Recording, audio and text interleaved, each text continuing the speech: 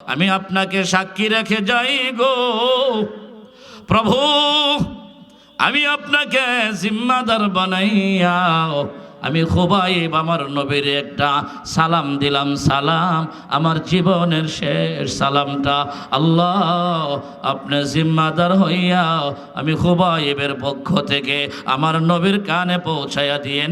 আওয়াজ দিয়ে বলুন সুবহানাল্লাহ। প্রভু, আমি আমার জীবনের শেষ সালাম, আখিরি সালাম আমার নবীর জানাইলাম। আমার সালামটা পৌঁছানোর কোনো মানুষ নাই। আল্লাহ আমার পক্ষ থেকে আপনি আমার নবীর কানে আমার সালাম পৌঁছাইয়া দিয়েন, আর আমার শাহাদতের ঘটনা আমার নবীজিকে জানাইয়া দিয়েন। এরে ভাই, আমার নবী সাহাবায়ে কেরামকে নিয়ে মসজিদে নববীর বারান্দায় ছিলেন। এমনিতে হঠাৎ করে মায়ার নবী ডাক দিলেন, ওয়া আলাইকাস সালাম ইয়া খুবাইব। আল্লাহু আকবার বলেন মুসলমান। ওয়া আলাইকাস সালাম ইয়া খুবাইব। হঠাৎ করে নবীজি মদিনায় বলে উঠলেন, ওয়া আলাইকাস সালাম ইয়া খুবাইব। সাহাবায়ে কেরাম আশ্চর্য হইয়া আমার মায়ার নবীর জিজ্ঞাসা করেন, নবীজি আপনার খুবাইব তো মক্কা নগরীতে, আপনি মদিনায় কেমনে তার সালামের জবাব দিলেন? এমনাইতে আমার নবী নাইকা বলেন, রে আমার সাহাবীরা, তোমরা কি জানোনি আমার খুবাইবকে এই মুহূর্তে মক্কার বেঈমানেরা শুলিতে চড়াইয়া দুনিয়া থেকে বিদায় করে দিয়েছে। আমার খুবাইব শহীদ হয়ে গেছে।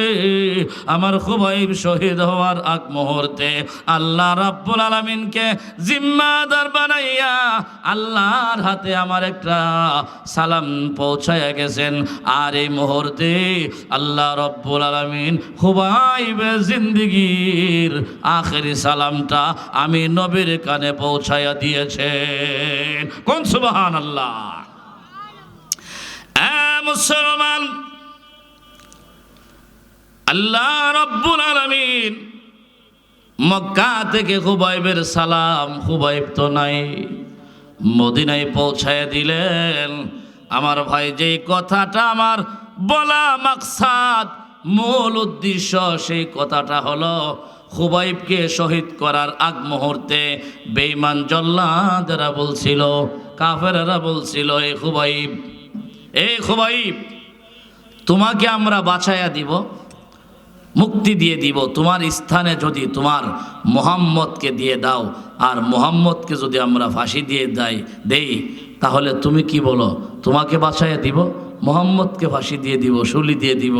আমার ভাই, সেই মুহূর্তে হযরত খুবাইব রাদিয়াল্লাহু তাআলা আনহু আশিকের প্রমাণ দিয়েছিলেন আর বলেছিলেন, হে বেঈমানের দল, এই নাস্তিকের দল, এই মুশরিকের দল, শোনো, আমি খুবাইব বেঁচে থাকব, আর আমার নবী শরীর মুবারকে একটা কাঁটা বিঁধবে, কাঁটা সহ্য করবে, সেটা আমি খুবাইব কোনোদিন বরদাস্ত করতে পারি না।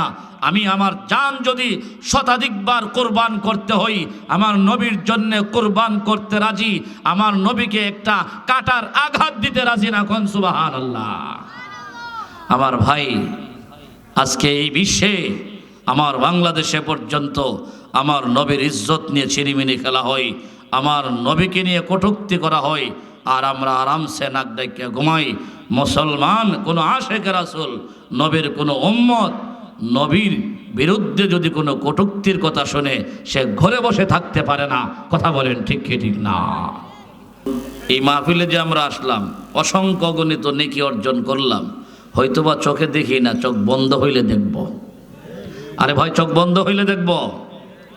আমি কবর জগতে গেলে দেখব, যেই জগতে দুনিয়াতে বাজারে সদাই করতে গেলে টাকা ছাড়া হয় না, কবর জগৎ থেকে নিয়ে হাসর জান্নাত পর্যন্ত সওয়াব ছাড়া একটা কদম সামনে দেওয়া যাবে না। কথা বলেন ঠিক কি না? এই জন্য মুসলমান, এই সকল মাহফিলগুলি পরকালে আমাদের নাজাতের ওসিলা হয়ে যাক, আমরা চাইতো ইনশাআল্লাহ তাআলা। ইনশাআল্লাহ সংক্ষিপ্ত আলোচনার পরে আমরা ইনশাআল্লাহ দোয়ার দিকে চলে যাব। আল্লাহ পাক রব্বুল আলামিন আমরা যারা এসেছি আল্লাহ পাক আমাদের সকল মুর্দেগানকে মাফ করুন, জিন্দাদেরকে আল্লাহ সুস্থতার সাথে সুস্বাস্থ্য দান করে দেন, বলেন আমিন। এই পৃথিবী থাকার জায়গা নয়। একদিন ছিলাম না, ছিলাম রুহ জগতে। বলেন কোন জগতে? রুহ জগৎ থেকে আল্লাহ স্থানান্তর করে পাঠিয়েছেন আমাদেরকে মায়ের পেট নামক রেহেমের জগতে। সেখান থেকে আল্লাহ তাআলা স্থানান্তরিত করে পাঠিয়েছেন ইহকাল দুনিয়াতে। এই দুনিয়াও চিরস্থায়ী নয়, চিরকাল থাকার জায়গা নয়। এখান থেকেও আমরা স্থানান্তরিত হয়ে চলে যাব আলমে বরজখ, কবর জগতে। সেই জগৎ থেকে আমরা হাসরের মাঠে উঠে যাব। আমার ভাই, হয়তো জান্নাত, না হয় জাহান্নাম। যদি ভালো পথে চলি জান্নাত, না হয় নিশ্চিত জাহান্নাম, এতে কোনো সন্দেহ নাই। কথা বলেন ঠিক কিনা? এই জন্যে আল্লাহ তাআলা আমাদেরকে এই পৃথিবীতে দিয়ে পরীক্ষার হলে পাঠিয়ে, দেখেন স্টুডেন্টরা যখন পরীক্ষায় যায়, পরীক্ষার হলে প্রবেশ করে, মাস্টাররা দেখতেছে সে ভুল লেখে, এরপরও কিছু বলে না। কারণ পরীক্ষার হলের নিয়ম হলো ভুল লেখারও স্বাধীনতা আছে, আবার সঠিক লেখারও স্বাধীনতা আছে। সঠিক লেখলেও বাধা নাই, ভুল লেখলেও কি নাই, বাধা নাই, স্বাধীনতা। গোটা পৃথিবীটা হলো পরীক্ষার হল। এই পরীক্ষার হল নামক এই পৃথিবীতে আল্লাহ পাক আমাদেরকে রেখেছেন। তুমি ভুল পথে চললেও বাধা নাই, তুমি ভালো পথে চললেও তোমার কোনো বাধা নাই। তবে ভালো পথে চললে হবে জান্নাত, না হয় হবে জাহান্নাম। ও আমার ভাই, আল্লাহ পাক রব্বুল আলামিন তাই পবিত্র কোরআনুল কারীমে পরিষ্কার করে আলোচনা করে দিয়েছেন, ইন্নাল আবরারা লাফি নাঈম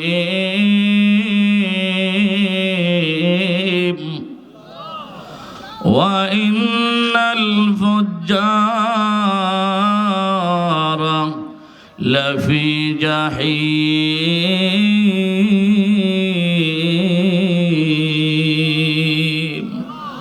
আল্লাহ পাক রব্বুল আলামিন পরিষ্কার করে বলেন, ইন্নাল আবরারা লাফি নাঈম, নিশ্চয়ই যারা নেককার ভালো মানুষ তারা আল্লাহর তৈরি জান্নাতে যাবে। নিশ্চয়ই যারা ফুজ্জার বদকার গুনাহগার তারা অবশ্যই জাহান্নামে যাবে।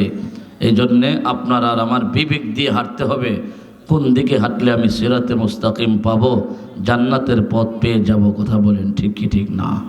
আমার ভাই, আল্লাহ পাক রব্বুল আলামিন আপনাকে আমাকে অসংখ্য অগণিত নিয়ামত দিয়েছেন।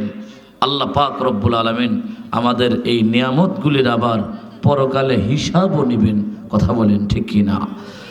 আল্লাহ তাআলা ইরশাদ করেন, আলাম নাজআল লাহু আইনাইন ওয়া লিসানান ওয়া শাফাতাইন। আল্লাহ পাক রব্বুল আলামিন ইরশাদ করেন, আলাম নাজআল লাহু আইনাইন, এই বান্দা আমি আল্লাহ কি তোমার চেহারায় দুটো চক্ষু দান করি নাই? ও লিসান ওয়া শাফাতাইন, তোমার মুখে আমি আল্লাহ একটি গোস্তের টুকরা দিয়েছি, লিসান জিহ্বা, এবং আমি আল্লাহ পাক তোমাকে মুখে সুন্দর দুইটি ঠোঁট দান করেছি। আমার ভাই, আল্লাহ এই সকল নিয়ামতের আলোচনা কেন করেন? চোখ দিলেন, ঠোঁট দিলেন, জিহ্বা দিলেন, এই আলোচনাগুলি কোরআনে আল্লাহ কেন করলেন? এর একটা পিছনে রহস্য আছে কিনা নাই? আল্লাহ পাক রব্বুল আলামিন বোঝাইতেছেন, বান্দা আমি আল্লাহর দেওয়া ঠোঁট দিয়ে তুমি তোমার আব্বাকে ডাকো, আমার পক্ষ থেকে কোনো বাধা নাই, আফসোসও নাই, আক্ষেপও নাই। আমার দেওয়া ঠোঁট দিয়ে তুমি তোমার আম্মাকে ডাকো, আমার কোনো বাধা নাই। মুসলমান, আল্লাহ রাব্বুল আলামিন এই আয়াতগুলির মাধ্যমে বিশ্ববাসীকে জানিয়ে দিতে চাই, এরে আমার বান্দা বান্দি, তোমরা আমার দেওয়া ঠোঁটের মাধ্যমে আব্বাকে ডাকো। আমি আল্লাহ রব্বুল আলামিনের পক্ষ থেকে কোনো বাধা নাই। আমি আল্লাহর দেওয়া ঠোঁটের মাধ্যমে আম্মাকে আম্মা বলে ডাকো। আমি আল্লাহ রব্বুল আলামিনের পক্ষ থেকে কোনো বাধা নাই। এরে বান্দা, আমি আল্লাহ রব্বুল আলামিন তোমাকে ঠোঁট নামক নিয়ামত দিলাম, যেটা না দিলে তুমি কোনোদিন আব্বা বলতে পারতা না। আমার ভাই, আমি জানতে চাই আব্বু বললে দুইটা ঠোঁটের দরকার আছে কিনা নাই? আল্লাহ রব্বুল আলামিন বুঝাইতেছেন, রে বান্দা বান্দি,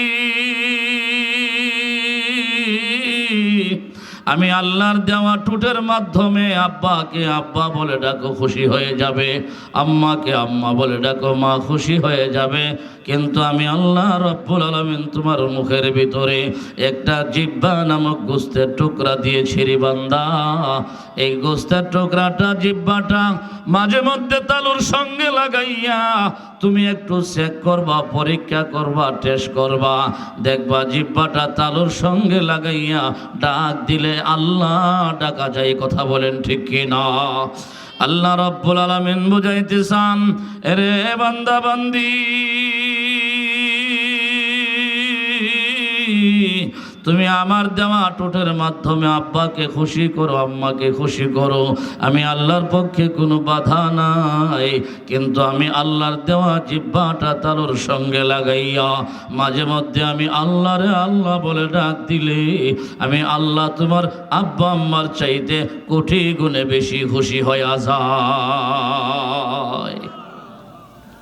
আমার ভাই, এজন্য মাঝে মধ্যে একটু সময় বের করে আমার জিন্দগি থেকে, আমার দৈনিক রুটিন থেকে একটা সময় বের করে মাঝে মধ্যে মাওলারে ডাকার দরকার আছে কিনা নাই? নামাজ পড়েন, আগে পরে 5 মিনিট আল্লাহ পাকের জিকির করেন, মাওলা খুশি হয়ে যাবে। যারা জিকিরকারী, আল্লাহ বলেন তুমি দুনিয়ায় বসে আমার জিকির করো, ফাযকুরুনি আযকুরকুম ওয়াশকুরুলি ওয়ালা তাকফুরুন। বান্দা, দুনিয়ার জমিনে বসে আমি আল্লাহকে স্মরণ করো, আমি আমার আরশে বসে তুমি বান্দাকে স্মরণ করতে থাকি। সুবহানাল্লাহ। আমার ভাই, এই জন্য ইহকাল থাকার জায়গা না, চলে যেতেই হবে। আল্লাহ এবং আল্লাহর ভালোবাসা মহব্বত দিলে নিয়ে যাওয়ার দরকার আছে কিনা নাই? ও আমার ভাই, এজন্য যেই নবীর উম্মত, একটু উপরে ওঠানো দরকার, ইয়াকেও একটু পুরোটাই তো হালকা। আমার ভাই, বলতেছিলাম যে আল্লাহ আমাদেরকে দুনিয়ায় পাঠালেন এত মায়া মহব্বত করে, সেই আল্লাহকে রাজি করার দরকার আছে কিনা নাই? অবশ্যই দরকার। আমার ভাই, যেই নবী পৃথিবীতে আগমন না করলে আমরা, আপনারা, আসমান জমিন কিছুই হতো না। কথা বলেন ঠিক কি ঠিক না? বিনা দরখাস্তে আল্লাহ আখেরি জমানার নবীর উম্মত বানায়া আমাদেরকে আল্লাহ দামি বানাইয়া দিয়েছেন। সুবহানাল্লাহ বলেন। এই ভাই মুসলমান, এমন এক নবীর উম্মত বানালেন যেই নবীর উম্মত হওয়ার জন্য অতীতকালের নবীরা পর্যন্ত আল্লাহর কাছে দরখাস্ত করেছেন। কথা বলেন ঠিক কি ঠিক না? সেই দরখাস্ত কাহারও মঞ্জুর না হলেও আমার আল্লাহ একজন পয়গাম্বর ঈসা নবীর দরখাস্ত মঞ্জুর করে আল্লাহ ওনাকে বর্তমানে 4র্থ আসমানে রেখে দিয়েছেন। কোনো এক সময় উম্মতে মুহাম্মাদি বানায়া ওনাকে শেষ জমানায় পাঠাইবেন, যখন নাকি দাজ্জালের ফিতনার আবির্ভাব হবে। সেই দাজ্জালের ফিতনা, আমার নবীজি বলেন, এই পৃথিবীতে যত ফিতনা আছে সবচাইতে বড় ফিতনার নাম হলো দাজ্জালের ফিতনা।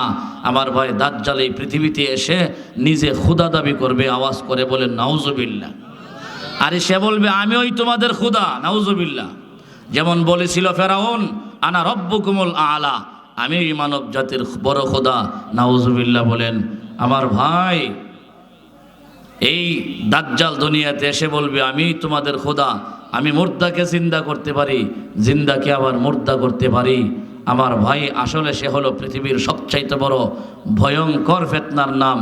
আমাদের নবীজি বলেছেন এই পৃথিবীতে দাজ্জালের ফিতনার চাইতে বড় কোনো ফিতনা নাই।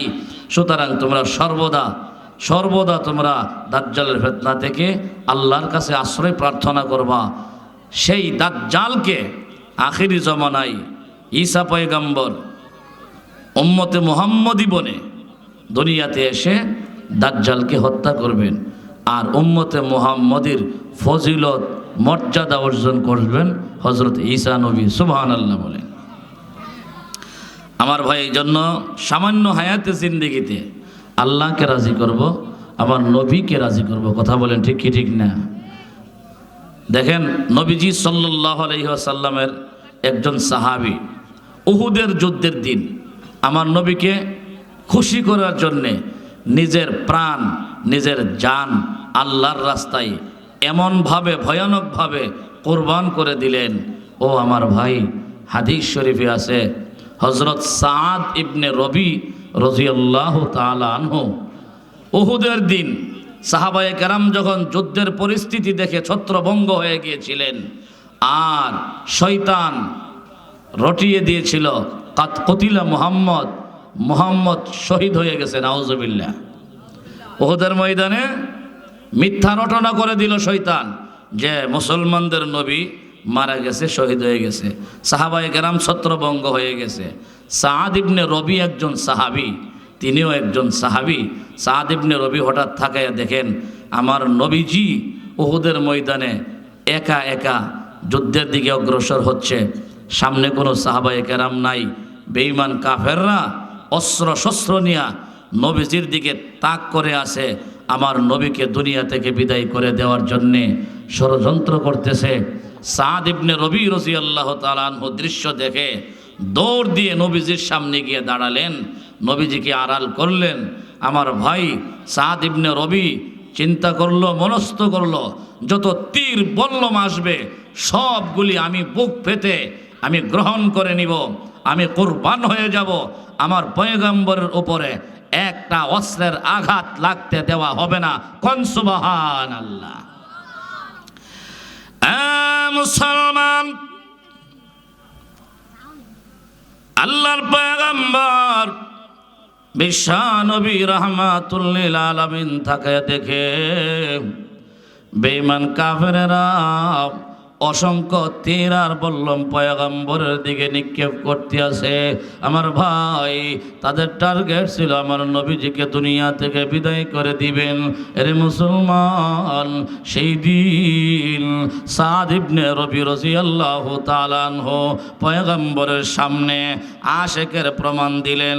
এরে ভাই মুসলমান, আমাদের বাংলাদেশে কিছু সাইনবোর্ড মার্কা আশেক আছে, এই আশেক না সাদ ইবনে রবি রাদিয়াল্লাহু তাআলা আনহু নিজে পয়গম্বরের চেহারার সামনে দাঁড়াইয়া তীরগুলি বল্লমগুলি নিজের বুক পেতে গ্রহণ করতেছিলেন আর মনে মনে ভাবতেছিলেন আমি শহীদ হয়ে যাব, আমার জান আল্লাহর রাস্তায় কোরবান করে দিব, তথাপি একটা তীর একটা বল্লম আল্লাহর পয়গম্বরের গায়ে শরীর মুবারকে লাগতে দিব না। এরে মুসলমান, হযরতে সাদ ইবনে রবি কত বড় আশিকে রাসূল। আমার ভাই সাদ ইবনে রবি রাদিয়াল্লাহু তাআলা আনহু একে একে একটা দুইটা না রে ভাই ৭০টা তীরের আঘাত নিজে বুক পেতে গ্রহণ করে নিয়েছেন। একটা দুইটা না, ৭০টা তীরের আঘাত ওনার শরীরে। আমার ভাই, যেই মাত্র যুদ্ধ শেষ হয়ে গেল, আল্লাহর নবী যায়েদ ইবনে সাবিতকে নাইকা বলেন, যায়েদ রে, একটু উহুদের ময়দানটা তালাশ করে দেখো না, আমার সাদের লাশটা কোথায় পড়ে আছে, আমার সাদের দেহটা কোথায় পড়ে আছে। এই যায়েদ, কারণ আমি যখন যুদ্ধের ময়দানে উহুদের ময়দানে একা একা হয়ে গিয়েছিলাম, আমার আশপাশে কোনো মুজাহিদ ছিল না, তখন বেঈমান কাফেরেরা আমাকে হত্যা করার জন্য ষড়যন্ত্র করছিল। এর যায়েদ, আমি হঠাৎ করে তাকাইয়া দেখি আমাকে রক্ষা করার জন্যে আমার সামনে সাদ ইবনে রবি, আমার আশিকে রাসূল, আমার সাহাবী, আমার সামনে এসে দাঁড়িয়ে গেছে ডালের মতো মতো। এই শুনে রাখ যায়েদ, একটা তীর পর্যন্ত আমি মুহাম্মাদের উপরে পড়তে দেই নাই। আমার ভাই আল্লাহর নবী বলেন, যায়েদ রে, সবগুলি তীর আর বল্লমের আঘাত আমার সাদ ইবনে রবি নিজের বুক পেতে গ্রহণ করে নিয়েছে। এরে ভাই আল্লাহর পয়গম্বর বলেন, এরে যায়েদ, উহুদের ময়দানটা তালাশ করে দেখো না আমার সাদ ইবনে রবির দেহটা কোথায় পড়ে আছে, নাকি এখনো শহীদ হই নাই, এখনো নাকি জীবিত আছে, একটু দেখো না। আমার ভাই আল্লাহর নবী বলে দিয়েছেন, যায়েদ, আমার সাদ ইবনে রবির গায়ে কমপক্ষে 70টা তীরের আঘাত হবে। এরে মুসলমান, এমনিতে যায়েদ ইবনে সাবিত তালাশ করতে আরম্ভ করলেন। তালাশ, আমার ভাই, তালাশ করতে করতে করতে করতে শুহাদায়ে কেরামের লাশের মাঝখানে গিয়ে সাদ ইবনে রবির দেহটা পাওয়া গেল। নিতর দেহটা পড়ে আছে। আমার ভাই, তিনি ওনার বুকের উপরে হাত দিয়ে দেখেন, এখনো সাদ ইবনে রবি মরে নাই, শহীদ হই নাই, এখনো জিন্দা রয়ে গেছেন। এমনিতে যায়েদ ইবনে সাবিত সাদকে ডাক দিয়ে বলেন, হে নবীর আশেক সাদ, তুমি নাকি নবীর সামনে দাঁড়াইয়া 70টা তীরের আঘাত গ্রহণ করেছ, একটা তীর আমার নবীর গায়ে লাগতে দাও নাই। এর সাদ, আমার নবীজি বলে দিয়েছেন, তুমি যদি জীবিত থাকো, তোমার যদি আমি জীবিত ভাই, আমার নবী বলে দিয়েছেন তোমাকে নবীর পক্ষ থেকে একটা সালাম জানানোর জন্য। কোন সুবহানাল্লাহ। আমার ভাইয়ারা, আমার নবী সাদ ইবনে রবিকে সালাম জানাইছেন। আমার ভাই, নবীর সালাম সবাই পায় না, কথা বলেন ঠিক কি ঠিক না? এরে মুসলমান, আমরা যদি নবীর সুন্নত মানি, নবীর আদর্শ মানি, নবীর আদর্শে যদি আদর্শবান হই গো, তাহলে এখনো যদি আমরা নবীর রওজার সামনে গিয়া সালাম দেই, আমার নবী যে সালামের জবাব দেই, ওই জবাবটা পর্যন্ত আল্লাহ ওয়ালারা নিজ কানে শুনতে পাই। কোন সুবহানাল্লাহ। যায়েদ ইবনে সাবিত আশেকে রাসূল সাদ ইবনে রবির দরবারে গিয়ে বলেন, সাদ, আমার নবী তোমার একটা সালাম জানাইছেন, আর আমার নবী জানতে চাইছেন, রে সাদ, তোমার শরীরে 70টা তীরের আঘাত, 70টা তীরের আঘাত তোমার কাছে কেমন লাগতেছে? এমনিতে সাদ ইবনে রবি ডাইকে বলেন, এরে যায়েদ, তুমি আমার নবীরে জানায়া দিও, রে যায়েদ, আমার নবীরে বলে দিও, ইন্নী আজিদু রিহাল জান্নাহ, ইন্নী আজিদু রিহাল জান্নাহ, আমি উহুদের ময়দানে আহত অবস্থায় পড়ে পড়ে আমি আল্লাহর তৈয়ারি জান্নাতের সুঘ্রাণ পাইতে আসি। আল্লাহু আকবার বলেন মুসলমান, আল্লাহু আকবার। সাদ ইবনে রবি বলেন, যায়েদ, তুমি আমার নবীজিকে এই সংবাদটা দিয়ে দিবা গো, আমি সাদ উহুদের ময়দানে 70টা তীরের আঘাত পাওয়ার পরেও আমার কোনো মৃত্যু যন্ত্রণা নাই গো, আমার কোনো মনে কষ্ট নাই, কারণ আমি এখানে শোয়া শোয়া আল্লাহর তৈরি জান্নাতের সুঘ্রাণ পাইতে আসি। আমি জানি গো, জান্নাত আমি সাদের জন্য অপেক্ষমান আছে। এই জন্যে মুসলমান, যদি খাঁটি আশেক রাসূল বনা যায়, যদি নবীর সুন্নত মানা যায়, যদি নবীর আদর্শ মানা যায়, তাহলে দুনিয়াতে থাইকা আল্লাহর তৈয়ারি জান্নাতের গ্রাণ পাওয়া যায়। কথা বলেন ঠিক কিনা? এই জন্য মুসলমান, আমরা আজীবন আমরণ পয়গম্বরের পক্ষে, পয়গম্বরের ইজ্জতের পক্ষে থাকতে রাজি আছি কিনা নাই? এই জন্য মুসলমান যুবক ভাইরা, আল্লাহর হাবিব সাল্লাল্লাহু আলাইহি ওয়াসাল্লামকে সাইয়্যিদুল মুরসালিন, যিনি ইমামুল মুরসালিন, যিনি রাহমাতুল লিল আলামিন, আপনার আমার নবীর ইজ্জত নিয়ে যদি কোনো কুলাঙ্গার ছিনিমিনি খেলে, তাহলে তাদের দাঁত ভাঙ্গা জবাব দেওয়ার জন্যে আমার যুবক ভাইয়েরা কারা কারা রাজি আছেন? হাত উঠায় আমার আল্লাহকে দেখায়া দেন, হে আল্লাহ আমাদেরকে খাঁটি আশেকে রাসূল হিসাবে কবুল করে নেন। বলেন আমিন। কি বলেন, নবীর ইজ্জতের পক্ষে আমরা আছি কিনা? নাই। অবশ্যই আমরণ কোরআনের পক্ষে, রসুলের পক্ষে, আল্লাহ পাকের তাওহীদের পক্ষে আমরা আছি। আমার ভাই, যদি আমাদের ঘাম লাগে ঘাম দেব, যদি আমাদের রক্ত লাগে রক্ত দেব, তথাপিও আমার নবীর ইজ্জত নিয়ে আল্লাহর জমিনে চিনিমিনি খেলতে দেওয়া হবে না। কথা বলেন ঠিক কিনা? হ্যাঁ মুসলমান ভাই, এই জীবন দিয়া কি করব রে মুসলমান? মরণ তো একদিন আছে, আজ না হয় কাল হয়ে যাবে মরণ। কথা বলেন ঠিক কি না? এই জন্যে মুসলমান ঈমান আর পয়গম্বরের ভালোবাসা মহব্বত নিয়ে যদি আমরা মরতে পারি, এর চাইতে সৌভাগ্য আর কিছুই হতে পারে না। কথা বলেন ঠিক কি ঠিক না? খাঁটি আশেক রাসূল যদি আপনি বলতে চান, নবীর আদর্শ যদি মানেন, তাহলে আপনার কাছে আল্লাহর কুদরতি সাহায্য আসতে দেরি হবে না। কথা বলেন ঠিক কিনা? আমার ভাই, বুখারী শরীফের 3045 নং হাদিস, নবীজি সাল্লাল্লাহু আলাইহি সাল্লামের একজন বিশিষ্ট সাহাবী, নবীজির সাহাবী হযরত খুবাইব রাদিয়াল্লাহু তাআলা আনহু, তিনি মক্কা নগরীর কারাগারে কাফেরদের হাতে বন্দী ছিলেন আসামি হিসেবে। বেঈমান কাফেররা ওনাকে খানা পানি সব বন্ধ করে দিয়েছে।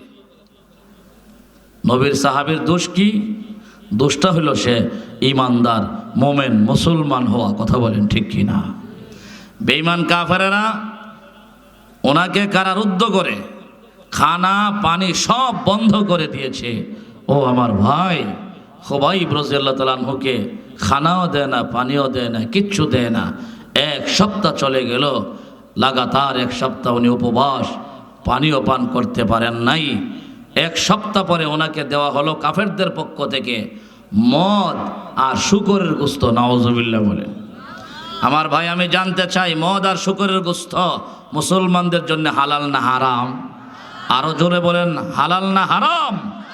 হারাম বস্তু দেওয়ার কারণে হযরত খুবাইব রাদিয়াল্লাহু তাআলা আনহু আল্লাহর দরবারে প্রতিজ্ঞা করলেন, প্রভু হে, আমি যদিও আমার জান যাই, আমি মৃত্যুবরণ করতে রাজি, কিন্তু হারাম ভক্ষণ করতে আমি রাজি না।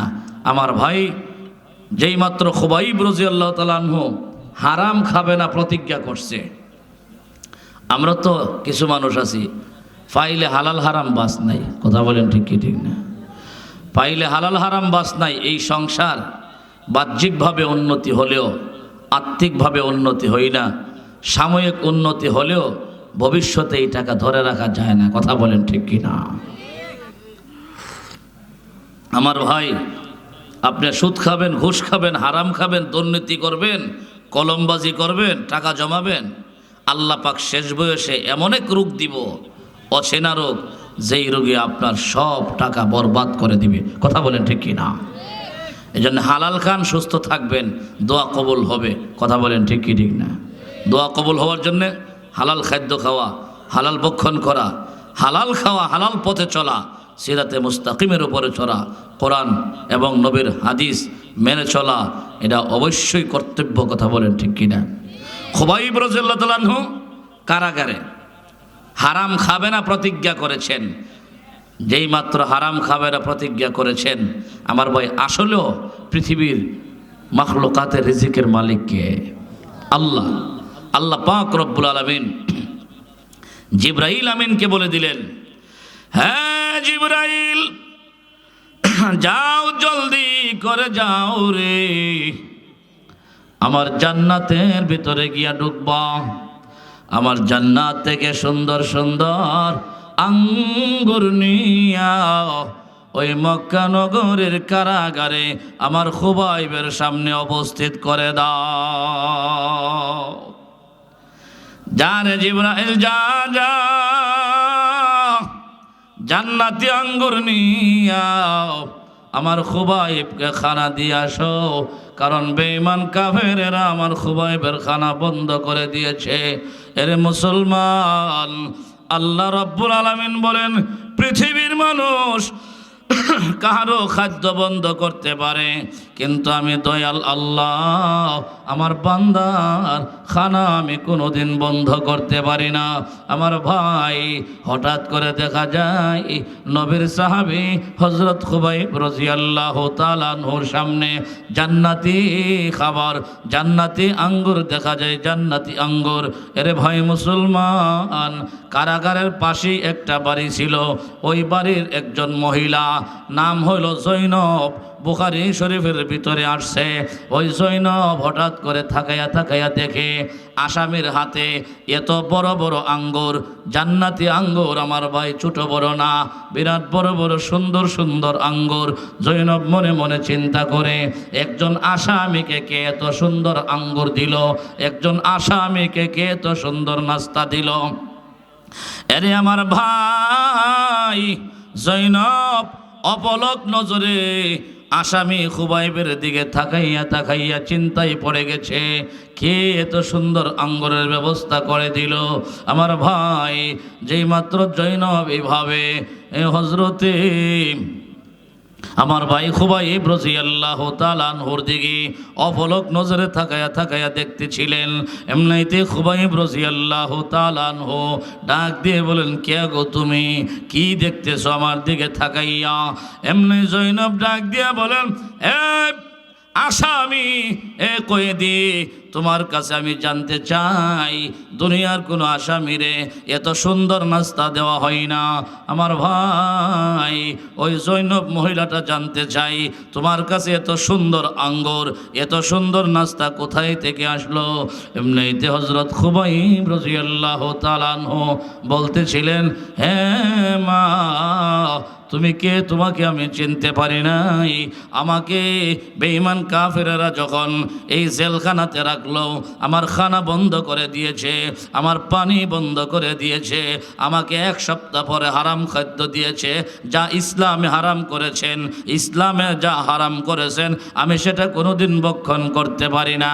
হ্যাঁ মা, তুমি শোনো শোনো, যে আল্লাহ রব্বুল আলামিন আমাকে সৃষ্টি করেছেন, যে আল্লাহ তোমাকে সৃষ্টি করেছেন, যে আল্লাহ আমাকেও খাওয়াই, যে আল্লাহ তোমাকেও খাওয়াই, এই নাস্তাটা, এই আঙ্গুরের ব্যবস্থা সেই আল্লাহ রব্বুল আলামিন জান্নাত থেকে আঙ্গুর আমার জন্য পাঠাইয়া দিয়েছেন। কোন সুবহানাল্লাহি ওয়া বিহামদি।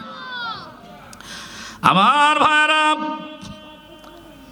হযরত খুবাইব মক্কা নগরীর জেলখানাতে বসে তিনি জান্নাতি আঙ্গুর খাই।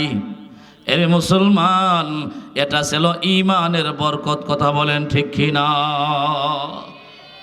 খুবাইব রাসূলের কেমন আশিক ছিলেন, একটু সামনে হাদিসটা বুঝতে পারবেন। আমার ভাই, নির্দিষ্ট দিনে নির্দিষ্ট সময়ে জল্লাদেরা এসে বলল, খুবাইব, আজকে তোমাকে শুলিতে চড়াইয়া শহীদ করা হবে, মারা হবে, মৃত্যুদণ্ড দেওয়া হবে, আজকে তোমাকে ফাঁসি দেওয়া হবে। সুতরাং তোমার জীবনের শেষ আশা কি বলো, পূরণ করা হবে। খুবাইব রাদিয়াল্লাহু তাআলা আনহু বললেন, আমার জীবনের শেষ আশা হলো, তোমরা আমাকে 1 লোটা পানি দাও, 1 বদনা পানি দাও, তাহলে আমি 1 বদনা পানি দিয়ে উযু বানাইয়া আমি আমার মওলারে সেজদা করতে চাই। সুবহানাল্লাহ বলেন। জীবনের শেষ আশা হইল ওনার 2 রাকাত নামাজ। সুবহানাল্লাহি ওয়া বিহামদি। হ্যাঁ মুসলমান, হযরত খুবাইব রাদিয়াল্লাহু তাআলা আনহু তিনি 1 লোটা পানি দিলে সুন্দর করে তিনি ওযু বানালেন। ওযু, আমার ভাই, আমার পয়গম্বর হাদিস শরীফে বলেছেন, উম্মতে মুহাম্মদের যেই মানুষটা সুন্দর করে ওযু বানাবে, ওযু, আমার ভাই, মান তাওয়াদ্দা ওয়া আহসানাল উযুয়া, আল্লাহর নবী হাদিসে ইরশাদ করেন, যেই ব্যক্তি ওযু করবে এবং সুন্দর করে উত্তম রূপে ওযু করবে, আল্লাহর হাবিব হাদিসে ইরশাদ করেন, এই মানুষটার হাতের পানি, অঙ্গ প্রত্যঙ্গের পানির শেষ ফোঁটার সাথে, ওযুর পানির শেষ ফোঁটার সাথে তার জীবনের সবগুলি গুনাহ আমার আল্লাহ মাফ করে দেন। এই জন্যে আমরা সুন্দরভাবে উযু করার দরকার আছে কিনা? নাই। আমার ভাই, যারা নামাজই পড়ে না এরা কি উযু করব? কথা বলেন ঠিক কি ঠিক না? এই ওযুর দরকার আছে কিনা নাই? ওযু শুধু ইহকাল না, পরকালে হাসরের মাঠে আমার নবী আমাদেরকে চিনবে ওযুর অঙ্গের মাধ্যমে। নবীজি বলেন, আমার উম্মত, কোটি কোটি উম্মতকে আমি অগণিত মানুষের ভিতর থেকে কিভাবে বাছাই করব? আমার উম্মত যে, আমার উম্মতের এই 4টা অঙ্গ, ওযুর 4টি অঙ্গ ঝলমল করতে থাকবে। আমি তাকাইয়া দেখব যার হাত, যার চেহারা, যার পায়ের টাকনো পর্যন্ত ঝলমল করে, আমি মনে করব এটি আমার উম্মত। কোন সুবহানাল্লাহ। গোর্রাম মুহাজ্জালিন হাদিস শরীফে আছে, চান কফাইল্লা উম্মত। সুবহানাল্লাহ বলেন। নবীজি বলেন, হাজারো ঘোড়ার ভিতরে যদি একটা ঘোড়া শুধু থাকে চান কফাইল্লা, কপালে সাদা রেখা আছে কিনা নাই? একটা ঘোড়ার, তাহলে এটাকে তোমরা চিনবা নে? ইয়া রাসূলুল্লাহ, অবশ্যই চিনব। নবীজি বলেন, আমিও আমার অগণিত হাসরের ময়দানের মানুষ থেকে আমার উম্মত গুলিরে চান কফাইল্লা ঘোড়ার মতো চিনে ফেলবো। সুবহানাল্লাহ বলেন। কেন? উম্মতে মুহাম্মাদের ওযুর অঙ্গগুলি নূরে ঝলমল করতে থাকবে। সুবহানাল্লাহ বলেন। মুসলমান, আল্লাহর নবীর সাহাবী হযরতে খুবাইব রাদিয়াল্লাহু তাআলা আনহু ওযু বানালেন। ওযু 2 রাকাত নামাজ পড়লেন। আমার ভাই, লম্বা কোনো নামাজ না, সংক্ষিপ্ত নামাজ পড়লেন। সংক্ষিপ্ত নামাজ পড়ে সালাম ফিরাইয়া জল্লাদ এবং বেঈমানদেরকে লক্ষ্য করে বলেন, এরে জল্লাদেরা, এরে বেঈমানেরা, তোমরা মনে করেছিলে আমি মনে হয় নামাজ শুরু করলে আর শেষ করব না, আমি নামাজ শুরু করলে মনে হয় আর সালাম ফিরাবো না। মনে হয় তোমরা মনে করেছিলে আমি লম্বা লম্বা নামাজ পড়ব। না না না, আমি সংক্ষিপ্ত নামাজ কেন পড়লাম জানোনি? আমি সংক্ষিপ্ত নামাজ কেন পড়লাম জানোনি? আমি সংক্ষিপ্ত নামাজ পড়া তোমাদেরকে আমি জানায়া দিলাম, আমি যদি লম্বা নামাজ পড়ি তোমরা মনে করবে আমি মৃত্যুর ভয়ে, ফাঁসির ভয়ে মনে হয় লম্বা নামাজ পড়তেছি। আসলে না, কোনো মুসলমান মৃত্যুকে পরোয়া করতে পারে না। কথা বলেন ঠিক কি না? আমার ভাইয়েরা, খুবাইব জানাইয়া দিলেন বিশ্ববাসীকে, এ মুসলমানেরা, তোমরা মৃত্যুকে ভয় পেতে পারো না। আমি খুবাইব নামাজকে শর্ট করে পড়লাম। কেন পড়লাম? আমি জানাইয়া দিলাম বেঈমানদেরকে, আমি খুবাইব মৃত্যুর জন্য প্রস্তুত আছি। কোন সুবহানাল্লাহ। আমার ভাইয়েরা, হযরতে খুবাইব রাদিয়াল্লাহু তাআলা আনহুকে এভাবে একটা স্টেজ করা হলো, স্টেজের উপরে শুলি স্থাপন করা হলো। ওনাকে দুনিয়া থেকে বিদায় করার জন্যে শুলিতে চড়ানো হলো। চতুর্দিকে বেঈমান কাফেরেরা অস্ত্র শস্ত্র নিয়ে রেডি। কেউ তীর মারবে, কেউ বলল, কেউ ছোট ছোট চাকু দিয়ে ওনাকে খুঁচাইতেছিল, গোস্তগুলি আলোক করতেছিল। আর কেউ বা অসংখ্য মানুষ কাটা অথবা সুই নিয়া তার শরীরে এভাবে আমার ভাই খুঁচা দিতেছিল, খুঁচা। এর মুসলমান, খুবাইব রাদিয়াল্লাহু তাআলা আনহুরে এইভাবে কষ্ট দিয়া দিয়া আমার ভাই উনাকে শহীদ করেছেন। যেই মাত্র খুবাইব মনে করলেন এই মুহূর্তে আমি শহীদ হয়ে যাব, উনি ওনার চেহারাটা এদিক সেদিক ঘুরাইয়া ঘুরাইয়া দেখতেছেন। এই ময়দানে কোনো মুসলমান দেখা যায়নি, এই ময়দানে কোনো মুসলমান নাই। গোটা ময়দানে যেদিক থাকাই সেদিক শুধু কাফের আর বেঈমান দেখা যায়। এমনিতে আমার আল্লাহর ডাইকে বলেন, আল্লাহ, আমি গোটা ময়দানে হাজার হাজার কাফের বেঈমান দেখি, আল্লাহ একজন মুসলমানও দেখা যায় না। আল্লাহ, আমি খুবাইবের মনে বড় আশা ছিল, আমি আমার নবীজির সাথে যুদ্ধের ময়দানে যাব, আমি বেঈমানদের সাথে যুদ্ধ করতে থাকব। আর আমি যখন শহীদ হয়ে যাব, আমার নবীর সামনে আমি শহীদ হয়ে যাব। আমার জীবনের শেষ মুহূর্তে আমিও আমার নবীর চেহারা দেখব, নবীও আমার চেহারা দেখে আমাকে চির বিদায় দিবে। আল্লাহ, আজকে আমি মক্কা নগরীতে শহীদ হতে যাচ্ছি। আমার নবী হইলেন মদিনায়, আমি হইলাম মক্কায়, প্রায় 500 কিলোমিটারের রাস্তা দূরে। আল্লাহ, আমি আমার একটা সালাম জানাইতে পারলাম না নবীরে, আমি শেষবারের মতো নবীরে দেখতে পারলাম না। আল্লাহ, আমি আপনাকে সাক্ষী রেখে যাই গো প্রভু, আমি আপনাকে জিম্মাদার বানাইয়া আমি খুবাইব আমার নবীর একটা সালাম দিলাম, সালাম আমার জীবনের শেষ সালামটা আল্লাহ আপনি জিম্মাদার হইয়া আমি খুবাইবের পক্ষ থেকে আমার নবীর কানে পৌঁছাইয়া দিয়েন। আওয়াজ দিয়ে বলুন সুবহানাল্লাহ। প্রভু আমি আমার জীবনের শেষ সালাম, আখিরি সালাম আমার নবীরে জানাইলাম। আমার সালামটা পৌঁছানোর কোনো মানুষ নাই। আল্লাহ আমার পক্ষ থেকে আপনি আমার নবীর কানে আমার সালাম পৌঁছাইয়া দিয়েন, আর আমার শাহাদতের ঘটনা আমার নবীজিকে জানাইয়া দিয়েন।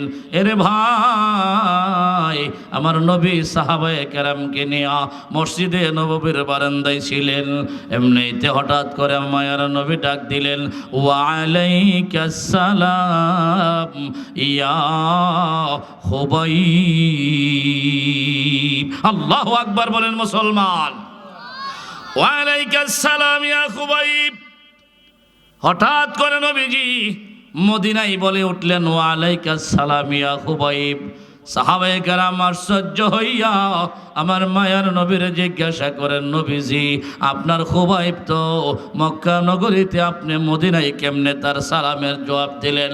এমনাইতে আমার নবী নাইকা বলেন, রে আমার সাহাবীরা,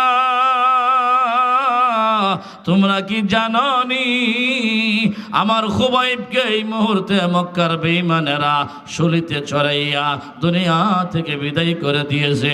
আমার খুবাইব শহীদ হয়ে গেছে। আমার খুবাইব শহীদ হওয়ার আগ মুহূর্তে আল্লাহ রাব্বুল আলামিনকে জিম্মাদার বানাইয়া আল্লাহর হাতে আমার একটা সালাম পৌঁছায়া গেছেন। আর এই মুহূর্তে আল্লাহ রাব্বুল আলামিন খুবাইবের জিন্দেগীর আখেরি সালামটা আমি নবীর কানে পৌঁছায়া দিয়েছেন। কোন সুবহানাল্লাহ। মুসলমান, আল্লাহ রাব্বুল আলামিন মক্কা থেকে খুবাইবের সালাম, খুবাইব তো নাই, মদিনায় পৌঁছায়া দিলেন। আমার ভাই, যেই কথাটা আমার বলা মাকসাদ, মূল উদ্দেশ্য, সেই কথাটা হলো খুবাইবকে শহীদ করার আগ মুহূর্তে বেঈমান জল্লাদেরা বলছিল, কাফেরেরা বলছিল, এই খুবাইব তোমাকে আমরা বাঁচাইয়া দিব, মুক্তি দিয়ে দিব, তোমার স্থানে যদি তোমার মুহাম্মদকে দিয়ে দাও, আর মুহাম্মদকে যদি আমরা ফাঁসি দিয়ে দেই, তাহলে তুমি কি বলো? তোমাকে বাঁচাইয়া দিব, মুহাম্মদকে ফাঁসি দিয়ে দিব, শুলি দিয়ে দিব। আমার ভাই, সেই মুহূর্তে হযরত খুবাইব রাদিয়াল্লাহু তাআলা আনহু আশিকের প্রমাণ দিয়েছিলেন আর বলেছিলেন, হে বেঈমানের দল, এই নাস্তিকের দল, এই মুশরিকের দল, শোনো, আমি খুবাইব বেঁচে থাকবো, আর আমার নবী শরীর মুবারকে একটা কাঁটা বিঁধবে, কাঁটা সহ্য করবে, সেটা আমি খুবাইব কোনোদিন বরদাস্ত করতে পারি না। আমি আমার জান যদি শতাধিকবার কোরবান করতে হই, আমার নবীর জন্য কোরবান করতে রাজি। আমার নবীকে একটা কাঁটার আঘাত দিতে রাজি না। কোন সুবহানাল্লাহ। আমার ভাই, আজকে এই বিশ্বে, আমার বাংলাদেশে পর্যন্ত আমার নবীর ইজ্জত নিয়ে ছিনিমিনি খেলা হয়, আমার নবীকে নিয়ে কটূক্তি করা হয়, আর আমরা আরামসে নাক ডাইকা ঘুমাই। মুসলমান কোনো আশিক রাসূল, নবীর কোনো উম্মত, নবীর বিরুদ্ধে যদি কোনো কটূক্তির কথা শুনে, সে ঘরে বসে থাকতে পারে না। কথা বলেন ঠিক কি ঠিক না? আমার ভাই, এই জন্য নিজের জীবন, নিজের হায়াত আল্লাহর রাহে যদি দরকার হয়, সময় চলে আসে, মুহূর্ত চলে আসে, আমার ভাই, নিজের রক্ত দিয়ে হলেও আমরা কোরআনকে ধরে রাখব, নবীর আদর্শকে ধরে রাখব, আল্লাহর তাওহীদ একত্ববাদকে ধরে রাখব, ইসলামকে টিকিয়ে রাখব। কথা বলেন ঠিক কি ঠিক না? আমার ভাই, আল্লাহ পাক রব্বুল আলামিন যে হায়াত দিয়েছেন, সেই হায়াতটা অল্প এবং সাময়িক সময়ের জন্য দিয়েছেন। পরকালের তুলনায় ইহকালের যে হায়াত, এই হায়াতটা শুধুই মাত্র যাত্রা বিরতি, শুধুই মাত্র যাত্রা বিরতি। আমার ভাই, একটা গাড়ি যদি 100 কিলোমিটার দূরে যাওয়ার জন্য রওনা দেই, 20, 30, 40, 50 কিলোমিটার যাওয়ার পরে একটু যাত্রা বিরতি দে, স্টপেজ দিয়ে, কথা বলেন ঠিক কি ঠিক না? একটা হোটেলের সামনে স্টপেজ দিয়ে বলে এখানে 15 মিনিট যাত্রা বিরতি দেওয়া হইল বা 20 মিনিট সর্বোচ্চ, কথা বলেন ঠিক কি ঠিক না? আমরা জান্নাত থেকে দুনিয়ায় এসেছি, দুনিয়া থেকে আবার জান্নাতে যাব। আমাদের জান্নাত থেকে আসা এবং যাওয়ার পথে দুনিয়াটা হলো স্টপেজ এবং যাত্রা বিরতির সময় মাত্র পরকালের তুলনায় 15 মিনিটও না, কথা বলেন ঠিক কিনা? এই হায়াতে জিন্দেগি পাই আমরা আজকে দুনিয়ার রং তামাশা, দুনিয়ার জন্য পাগল পারা হয়ে গেছি। ও আমার ভাই, এই দুনিয়া আসল জিন্দেগি না, আমাদের আসল জিন্দেগি হলো পরকালের জিন্দেগি। পরকালের সুখই হলো আসল সুখ, দুনিয়ার সুখ আসল সুখ নয়, দুনিয়ার শান্তি আসল শান্তি নয়। এই জন্যে মুসলমান ইসলাম খুঁজুন, সিরাতে মুস্তাকিম খুঁজুন আমার ভাই। কোরআন এবং হাদিস, পয়গম্বরের আদর্শ এবং আল্লাহ পাকের তাওহীদের ভিতরেই চূড়ান্ত শান্তি রয়েছে, কথা বলেন ঠিক কি ঠিক না? আমার ভাই যেহেতু শীতের মৌসুম, রাত্র প্রায় 11:22 হয়ে গেছে, আমি আপনাদেরকে আর সময় নষ্ট করে কষ্ট দিতে চাই না। আমার শেষ কথা এটাই, আমাদের এই জীবন, আমাদের মরণ হতে হবে আল্লাহর জন্য, কথা বলেন ঠিক কি ঠিক না? আল্লাহ তাআলা বলেন, কুল ইন্না সলাতি ওয়া নুসুকি ওয়া মাহইয়ায়া ওয়া মামাতি লিল্লাহি রাব্বিল আলামিন। আল্লাহ পাক রব্বুল আলামিন বলেন, হে নবী আপনি বলুন, কুল ইন্না সলাতি ওয়া নুসুকি, আমার নামাজ, আমার কোরবানি, আমার হায়াত, আমার মরণ সব কিছু আমার বিশ্ব জগতের প্রতিপালক আল্লাহর জন্য, কথা বলেন ঠিক কি ঠিক না? বেঁচে থাকবো আল্লাহর ইবাদত করব, মরে যাব আল্লাহর সাথে সাক্ষাৎ করব, কথা বলেন ঠিক কি না? আমার ভাই, তাহলে হায়াতে জিন্দেগি আল্লাহ বলেন, আল্লাযী খালাকাল মাউতা ওয়াল হায়াতা লিয়াবলুয়াকুম আইয়ুকুম আহসানু আমালা। বান্দা অল্প হায়াত দিয়ে দুনিয়াতে পাঠাইলাম, জীবন মরণ সৃষ্টি করলাম, লিয়াবলুয়াকুম আইয়ুকুম আহসানু আমালা। আমি আল্লাহ যাচাই করতে চাই, দেখতে চাই, পরীক্ষা করতে চাই তোমাদের কে ভালো কাজ করো। আমার ভাই, এই দুনিয়ার সামান্য জিন্দেগিতে ভালো কাজ করার দরকার আছে কিনা? নাই। আমরা যদি আমাদের জিন্দেগির দিকে তাকাই, গুনাহ বেশি, সওয়াবের হার কম, কথা বলেন ঠিক কি ঠিক না? এই জন্য আমার মুসলমান ভাইরা, আজকের এই মাহফিল পরকালের নাজাতের ওসিলা হোক, সেই তামান্না, সেই আশা আমাদের। আমরা যারা এখানে এসেছি, বসেছি, কথা শুনেছি, বলেছি, আল্লাহ আমাদের সকলকে কবুল মঞ্জুর করুন। আজকের এই সুন্দর কোরআনে নুরানি জলসা, বরকতপূর্ণ জলসাকে পরকালে আমাদের নাজাতের ওসিলা বানিয়ে দেন, সকলে বলুন আমিন। এই কোরআনকে আমাদের জন্য হাশরের মাঠে সুপারিশগার বানিয়ে দেন। নবীজি সাল্লাল্লাহু আলাইহি ওয়াসাল্লামের সুপারিশ যেন আমরা পেতে পারি, সেই জন্য আমরা দুনিয়াতে পয়গম্বরের আদর্শের উপরে চলার এবং আদর্শবান হওয়ার আল্লাহ পাক রব্বুল আলামিন আমাদের সকলকে তৌফিক দান করুন, সকলে বলুন আমিন। ওয়া আখিরু দাওয়ানা আনিল হামদুলিল্লাহি রাব্বিল আলামিন। ইনশাআল্লাহ দোয়া হয়ে যাবে। আল্লাহ পাক আমাদের কবরবাসীদেরকে মাফ করুন, জীবিতদেরকে সুস্বাস্থ্য দান করুন, বলুন আমিন।